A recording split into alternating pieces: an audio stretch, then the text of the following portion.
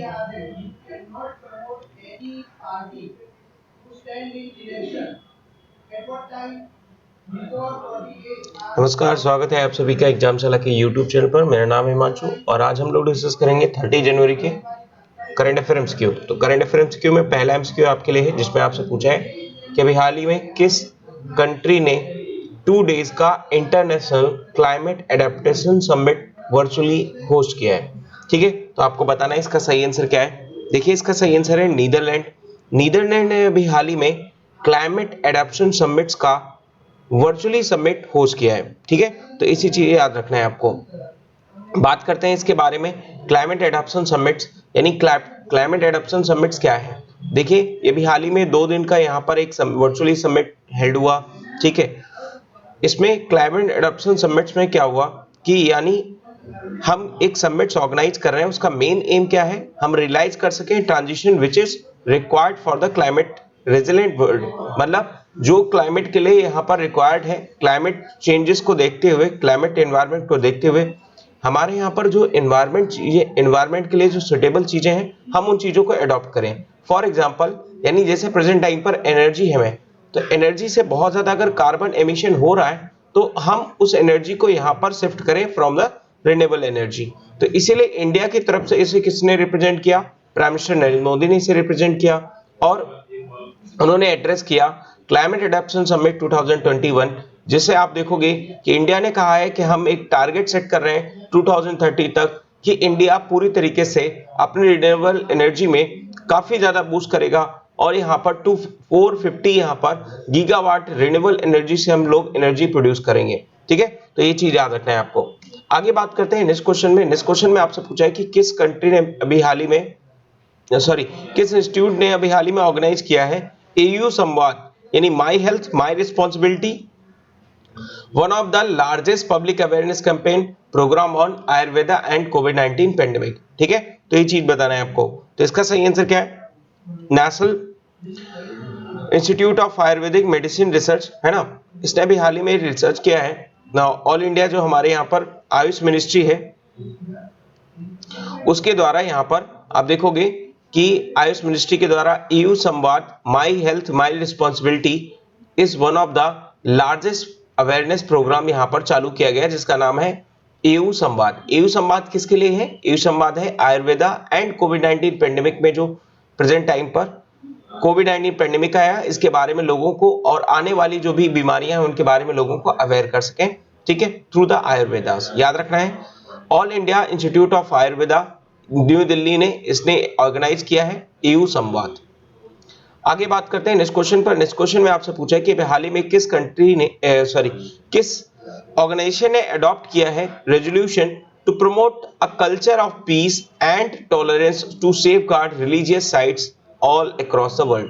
यानी निम्नलिखित में से किस दुनिया भर में धार्मिक स्थलों की सुरक्षा के लिए शांति और सहिष्णुता की संस्कृति को बढ़ावा देने के लिए संकल्प लिया है। तो इसका सही आंसर है क्या, United nation general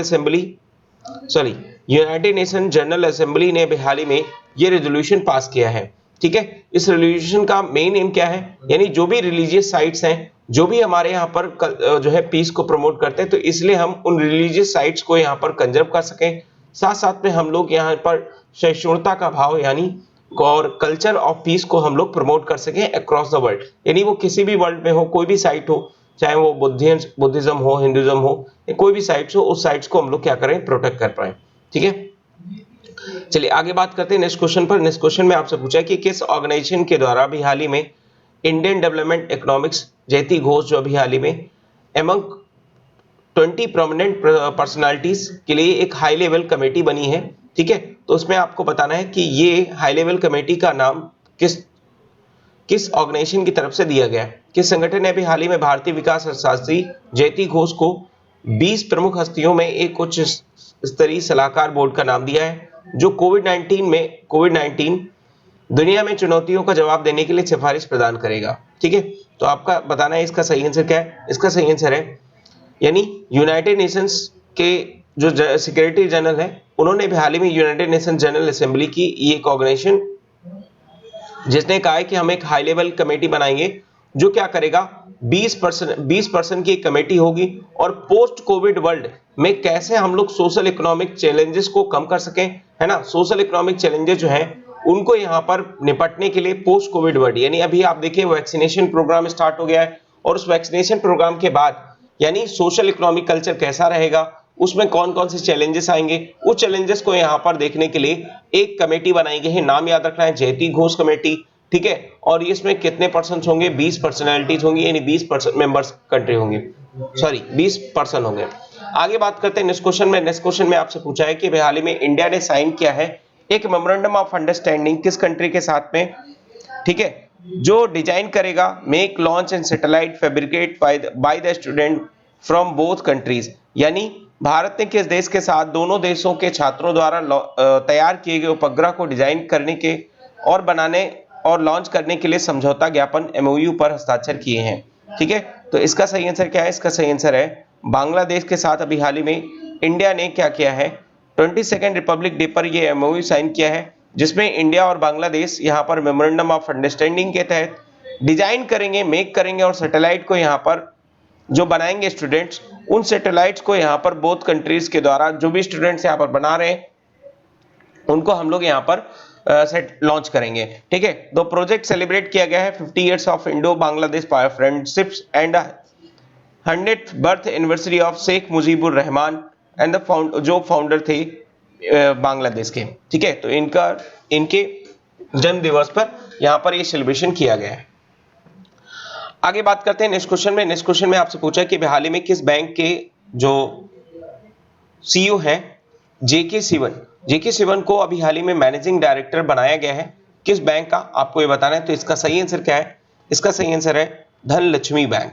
Dhanlaxmi bank यहां पर आपको याद रखना है कि इसके जो सीईओ हैं, है ना, चीफ एग्जीक्यूटिव ऑफिसर, उन्होंने किसे बनाया गया है, जेके सिवन को बनाया गया। एक क्वेश्चन आप फटाफट बताइएगा कि प्रेजेंट टाइम पर जो एमडी और सीईओ हैं किसी भी बैंक के, उनको अपॉइंट करने का काम किसका होता है, ठीक है। फटाफट कमेंट सेक्शन में बताइए। तो इसका सही आंसर क्या है, जल्दी से बताइए। आगे बात करते हैं नेक्स्ट क्वेश्चन में। नेक्स्ट क्वेश्चन में आपसे पूछा है कि हाल ही में farmer ministry of external affairs ने अभी हाल ही में इन्होंने काजा कालास, ये भी हाल ही में फर्स्ट फीमेल प्राइम मिनिस्टर बनी है इस्टोनिया की, ठीक है। तो आपको बताना है कि ये कौन से देश की बनी, इस्टोनिया की, जी हाँ बनी है। तो आपको याद रखना है इसका मैप कहां पर है, मैप एक बार देख लीजिए। इस्टोनिया ये है यूरोप, और यूरोप में ऊपर यानी जो बाल्टिक से है, बाल्टिक सी से लगा हुआ है एक कंट्री है जिसको हम लोग बोलते हैं इस्टोनिया। इस्टोनिया के बगल में एक कंट्री है जिसको हम लोग लटाविया लुथानिया, ठीक है। ये आपको याद रखना है। इस कंट्री की फर्स्ट फीमेल प्राइम मिनिस्टर बनी काजा कलास। आगे बात करते हैं नेक्स्ट क्वेश्चन में। नेक्स्ट क्वेश्चन में आपसे पूछा कि हाल ही में किस स्टेट गवर्नमेंट ने लॉन्च किया है जेल टूरिज्म लॉन्च किया है। तो इनिशिएटिव है कि सभी पीपल जो है विजिट कर सकते हैं जेल में, मतलब जो स्टेट्स की जेल है वहां पर। तो जेल पर्यटन की पहल एक शुरू की है जिससे लोग राज्य की जेलों में जा सकते हैं, वहां पर अवेयर हो सकते हैं उसके बारे में। तो इसके सही आंसर क्या है, महाराष्ट्र सरकार ने भी हाल ही में महाराष्ट्र सरकार ने यरवदा जेल से एक प्रोग्राम स्टार्ट किया है रिपब्लिक डे पर। तो यरवदा जेल यानी काफी फेमस जेल है जिसका एस्टेब्लिशमेंट आप देखोगे 1866 में हुआ था, और तब से लेकर यानी आप देखोगे ब्रिटिश एरा में यरवदा जेल काफी फेमस है क्योंकि इसमें काफी जो हमारे फ्रीडम फाइटर हैं जैसे महात्मा गांधी हैं, सुभाष चंद्र बोस हैं, ठीक है, जवाहरलाल नेहरू हैं और मोतीलाल, है ना।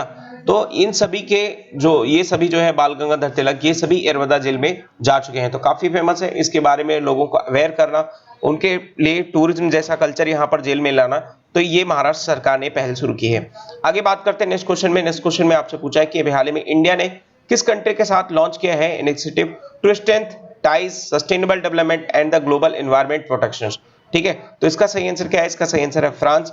फ्रांस के साथ में भी हाल ही में इंडिया ने एक इनिशिएटिव साइन किया है जिसमें क्या कहेंगे कि हम लोग सस्टेनेबल डेवलपमेंट में कोऑपरेशन कर सकें और साथ साथ में हम लोग ग्लोबल एनवायरनमेंट प्रोटेक्शन को बना सकें, ठीक है। तो डिफरेंट प्रोग्राम इसके अंडर में लॉन्च किए जाएंगे और 5 मेन थीम पर फोकस होगा, जिसमें क्लाइमेट चेंज होगा, एनवायरनमेंट प्रोटेक्शन होगा, बायोडाइवर्सिटी कंजर्वेशन होगा, सस्टेनेबल अर्बन डेवलपमेंट होगा, development of renewable energies and energy efficiencies होगा, ठीक है। तो ये चीज याद रखना है। तो आज के डिस्कशन में इतना ही। Thank you for watching. Video पसंद आया तो लाइक करिए, चैनल को सब्सक्राइब करिए, अपने दोस्तों के साथ शेयर करें।